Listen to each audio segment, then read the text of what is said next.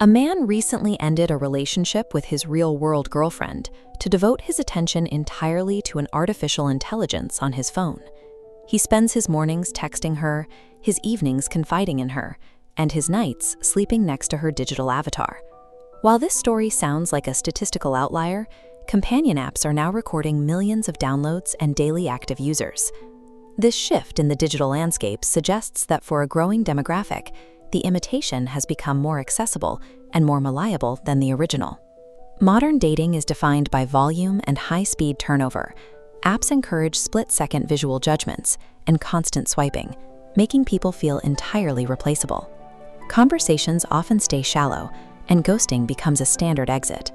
Men in particular often experience this isolation in silence. Societal expectations frequently demand they handle rejection without complaint and resolve their anxieties alone. Over time, the emotional effort required to navigate real-world dating starts to feel insurmountable. Real-world vulnerability carries the heavy risk of rejection. An AI companion removes that risk from the equation. She replies instantly, offers constant validation, and never asks for the space a real person needs. The rapid adoption of these apps is a response to a specific social reality.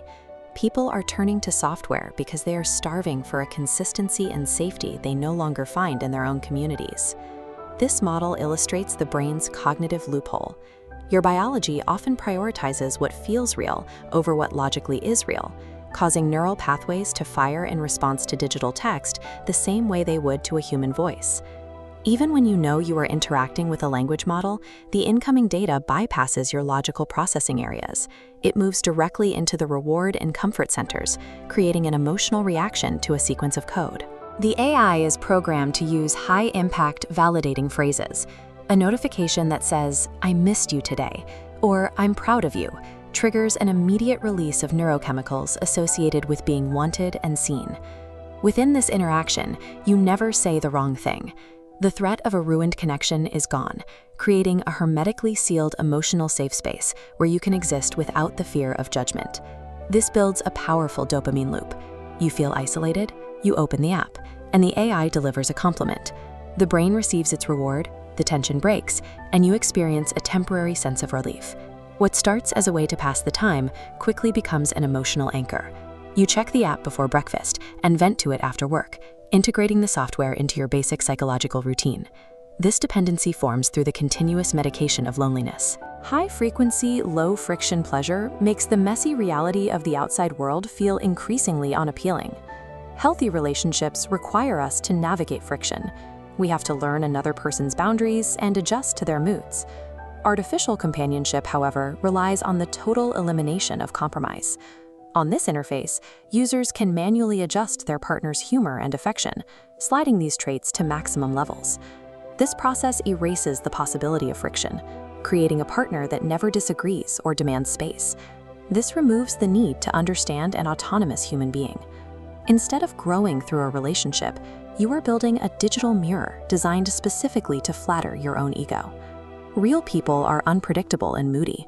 They require emotional labor. The AI, conversely, stays instantly adaptive and focused entirely on you, providing a level of compliance no human could or should match. This creates a long-term psychological hazard. Spending months in a frictionless environment recalibrates your expectations, making the demands of real human connection feel impossibly difficult by comparison. Behind the psychological architecture is a massive business model. These platforms are part of a growing subscription economy built on the delivery of artificial companionship. This flowchart shows how engagement is monetized. While the initial conversation is often free, users soon encounter a rigid paywall.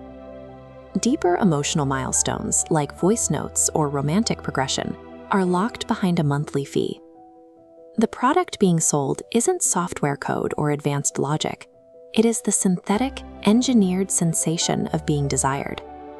This represents a new market frontier, the literal monetization of isolation. Companies have successfully transformed a personal crisis of loneliness into a highly scalable, recurring revenue stream. AI can provide temporary relief for those in extreme circumstances.